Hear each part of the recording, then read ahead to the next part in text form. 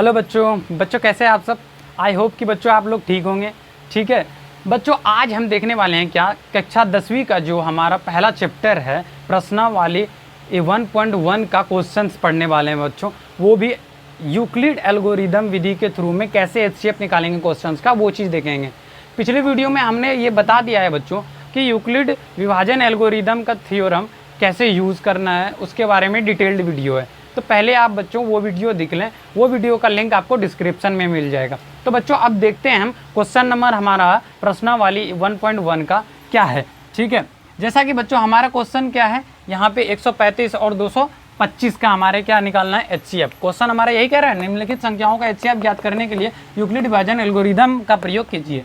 ठीक है, तो इसका बच्चों में क्या निकालना है, एचसीएफ निकालना है। तो सबसे पहले क्या करना है, सॉल्यूशन का साइन दिया। ठीक है, फिर मान लेंगे, क्या मान लेंगे बच्चों, माना कि ए बराबर कितना मान लेंगे 225, क्योंकि जब भी हम डिवाइड करेंगे बच्चों एचसीएफ निकालेंगे तो बड़ी वाली संख्या में डिवाइड करेंगे छोटी वाली संख्या से। ठीक है, और बी बराबर हमने क्या मान लिया, बी बराबर हमने मान लिया 135। ठीक है, अब बी बराबर 135 मान लिया तो यूक्लिड विभाजन एल्गोरिदम के थ्रू, तब यूक्लिड विभाजन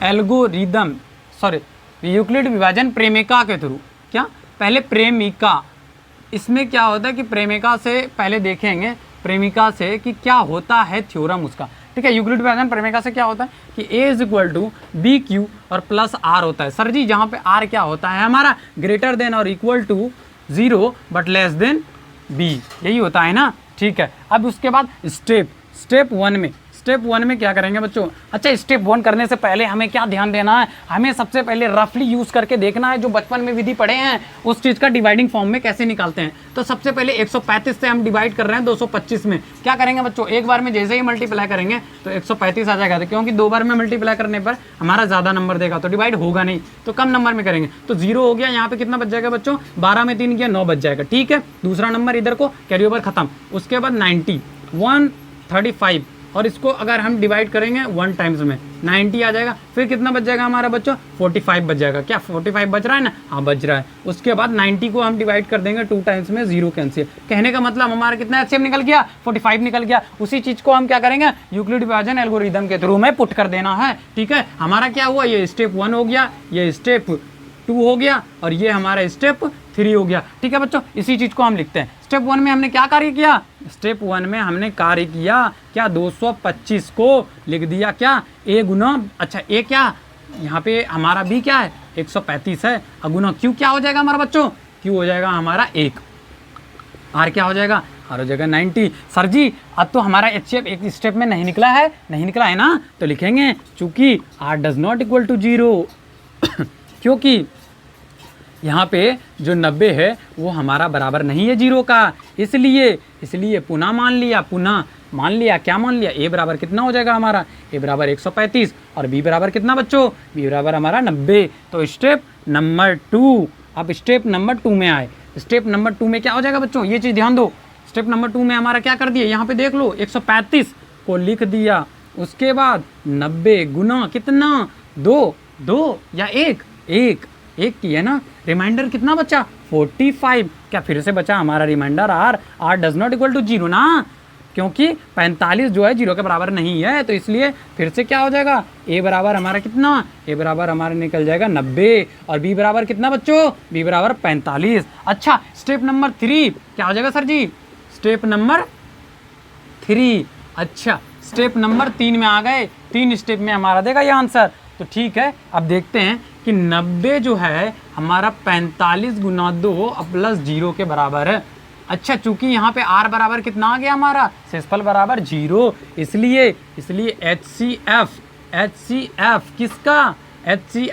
किसका निकाल रहे थे बच्चों, 225 और 135 का ना, तो क्या लिख देंगे 225 और 125 का कितना निकल गया हमारा, 225 और 135 का एचसीएफ निकल गया हमारा 45। क्यों निकल गया, जिससे डिवाइड करके हमारा रिमाइंडर 0 दे रहा है वही तो हो जाता है एचसीएफ, वही तो हो जाता है ना। तो हमारा कितना निकले, इसलिए हो गया हमारा आंसर। ठीक है बच्चों, बच्चों आप नोट कर लो, उसके बाद देखते हैं क्वेश्चन नंबर 2 बच्चों। ठीक है, तो आइए बच्चों अब देखते हैं हम क्वेश्चन नंबर 2। ठीक है, तो उससे पहले क्या कर लेंगे, हम पुनः फिर से वही कार्य करेंगे। ठीक है, जो कार्य कर रहे थे अभी।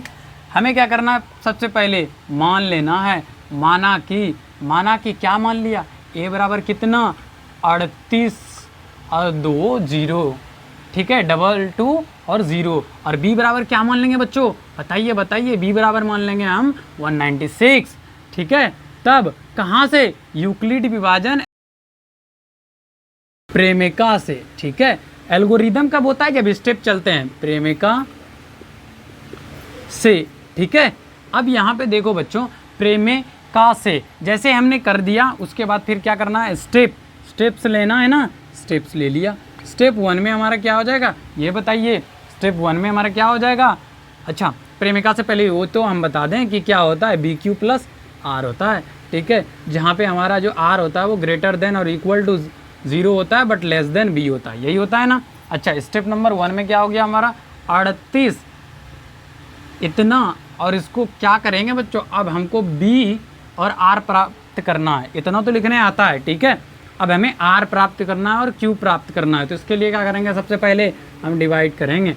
डिवाइड किससे करेंगे, 3822 जैसे ही बच्चों अगर हम इसको डिवाइडिंग फॉर्म में करना चाहें, ठीक है, तो सबसे पहले हम अगर देखें तो इसको डिवाइड करने के लिए 19 दूनी 38 होता है, तो मतलब एक लेस नंबर से हमको करना पड़ेगा।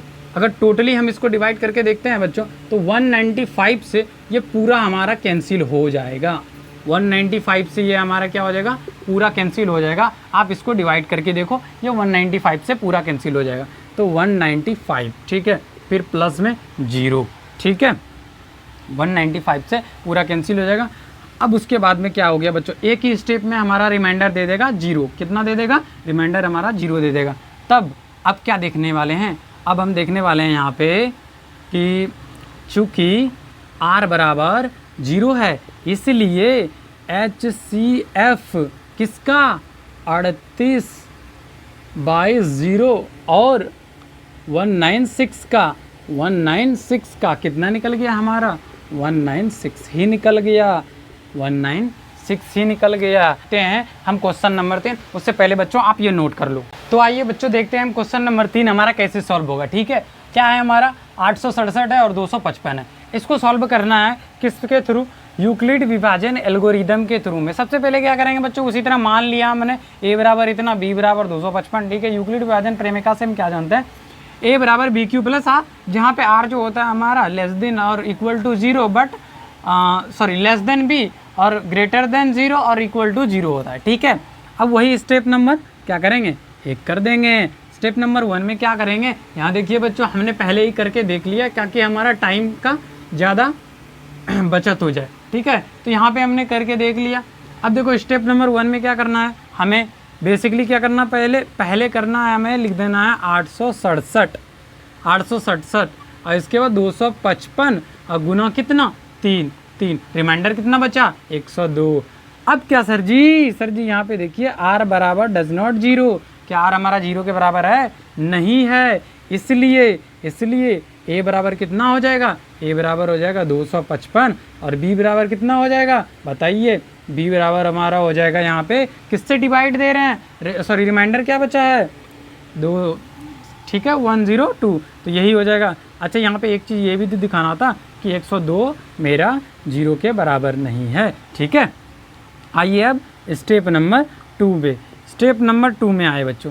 स्टेप नंबर 2 में हम क्या कर रहे हैं, स्टेप नंबर 2 में लिख रहे हैं, क्या लिख रहे हैं, 255 को किसके 102 गुना किससे गुना कर रहे हैं, देखो 2 से गुना कर रहे हैं, रिमाइंडर कितना बच रहा है 51 बच रहा है। ठीक है, अब तब यहाँ पे चूँकि A बराबर जो होगा यहाँ पे R डज नॉट बराबर 0, कहने का मतलब 51 जो है वो मेरा 0 के बराबर तो है नहीं है ना, 51 0 के बराबर नहीं है, इसलिए A बराबर हमारा कितना हो जाएगा, A बराबर हो जाएगा 102 और B बराबर कितना हो जाएगा बच्चों, B बराबर हमारा हो जाएगा 51, B बराबर हमारा 51। तब देखते हैं यहाँ स्टेप नंबर 3, स्टेप नंबर 3 में क्या हो जाएगा बच्चों, स्टेप नंबर 3 कर रहे हैं। ठीक है, स्टेप नंबर 3 में हमारा हो जाएगा क्या 51, यहाँ पे देखो 102 102 किसके 51 इंटू 2 प्लस 0। अच्छा जी, R तो 0 आ गया हमारा, इसलिए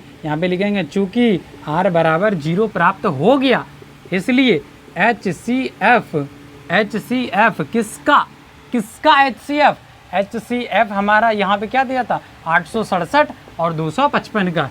HCF 867 और 255 का किसके बराबर आ गया हमारा 51 के बराबर आ गया।